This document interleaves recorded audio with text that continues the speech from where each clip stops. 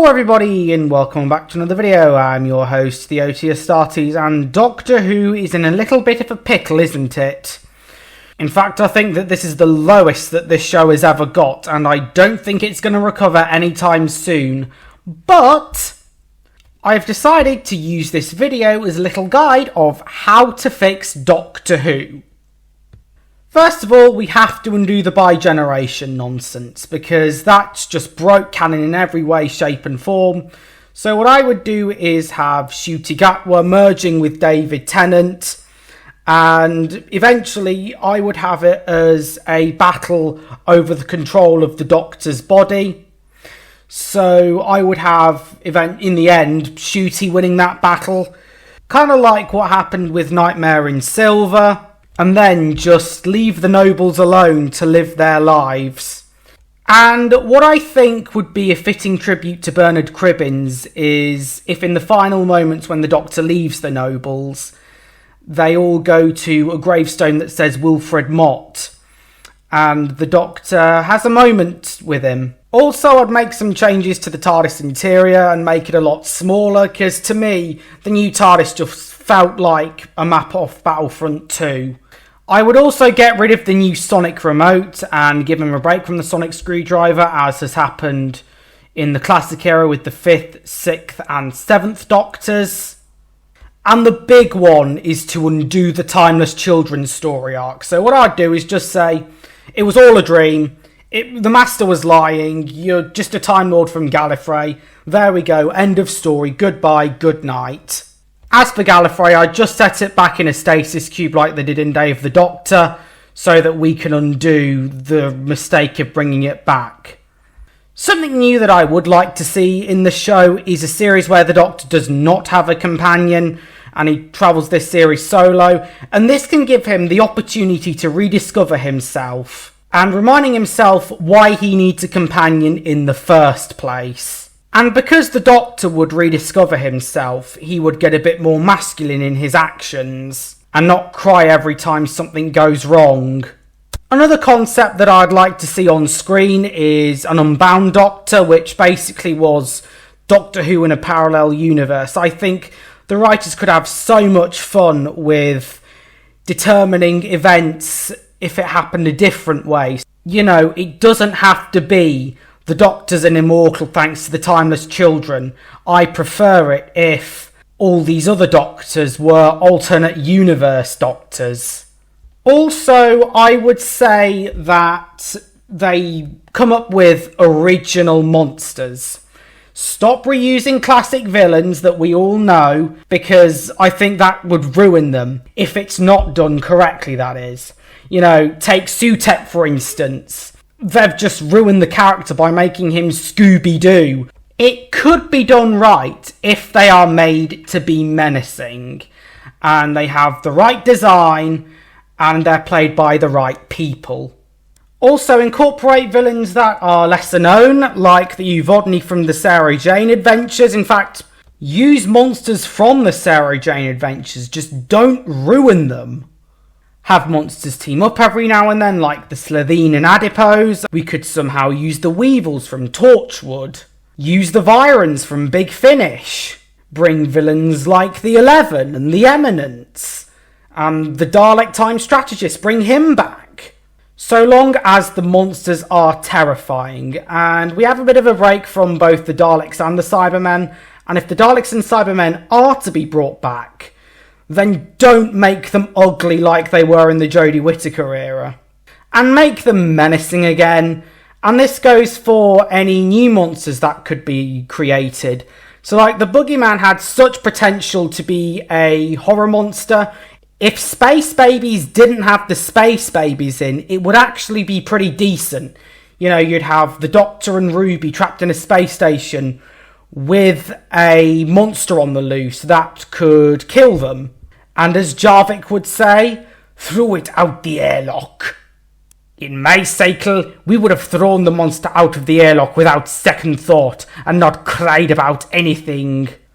Now, I'm aware that this next one won't be happening anytime soon, but if Ncuti Gatwa decides to leave the role as the Doctor, then cast somebody who is the Doctor, who plays the role to the best of their abilities and is a fan of the show and has been for years and has a great knowledge of the show's history.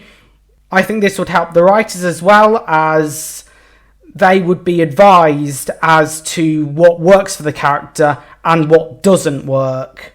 If you want to go back down the traditional route and cast a middle-aged man as the Doctor, I would have Mark Frost, who is, what to me, is known for his role as George Calendar in Hetty Feather.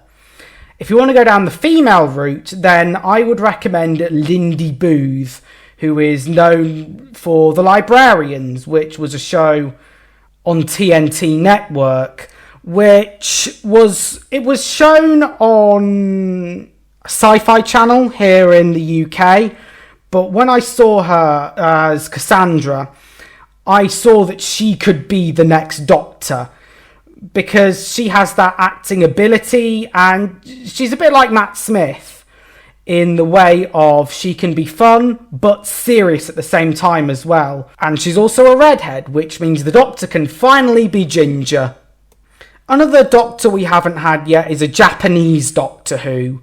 I think this would be an exciting new step for the show myself, and there could also be 2 dubbed versions, which will be for English and Japanese, so that both countries can get their fair share of the programme. Same goes for a Japanese companion as well. For casting, I would recommend Mai Nagano from Burn Down the House.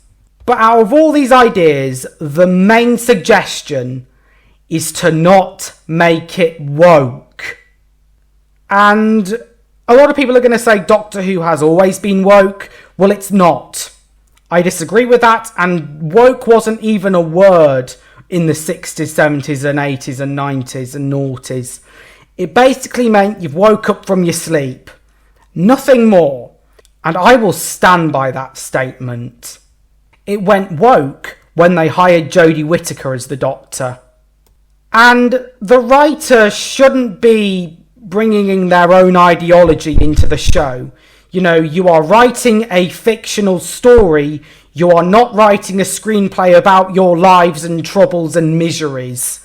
You're not going to vent to the public about what you want in the world because they're not listening to you. And make the Doctor masculine, please. Because crying nearly every episode is very much unlike the Doctor. There has been exceptions when he has cried, like for instance when Amy and Rory both died. I think that hit the 11th Doctor hard. But that was a one-off occasion, that was justified. Whereas for this, I don't see a reason. I think that the Doctor should have masculine traits.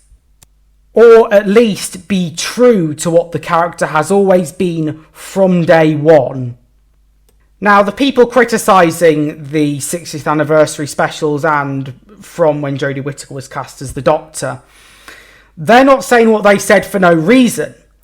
They're saying what they said because they want to gatekeep and make sure that this franchise is the best that it can be, and they are concerned for something that they love.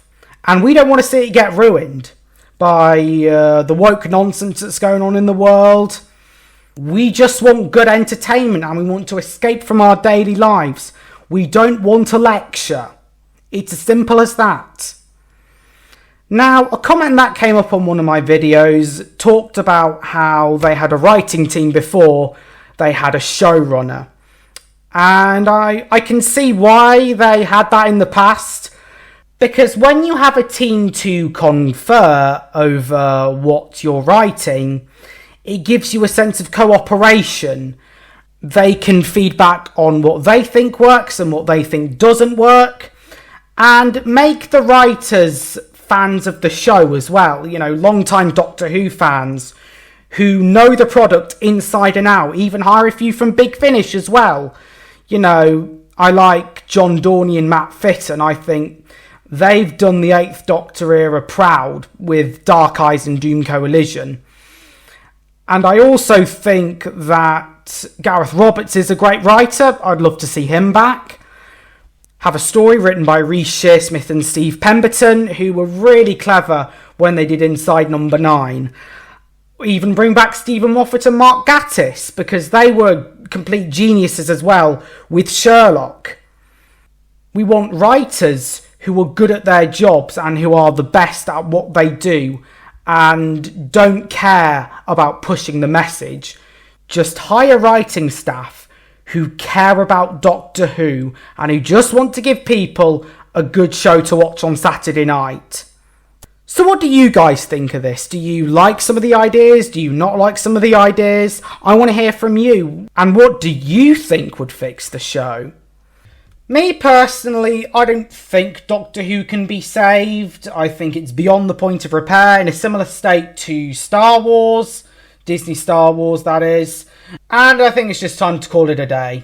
You know, just end it so that we can go back and watch the old stuff. So yeah, thank you very much for watching this video, and I'll see you all later. So, arigato, sayonara, and dewa mata.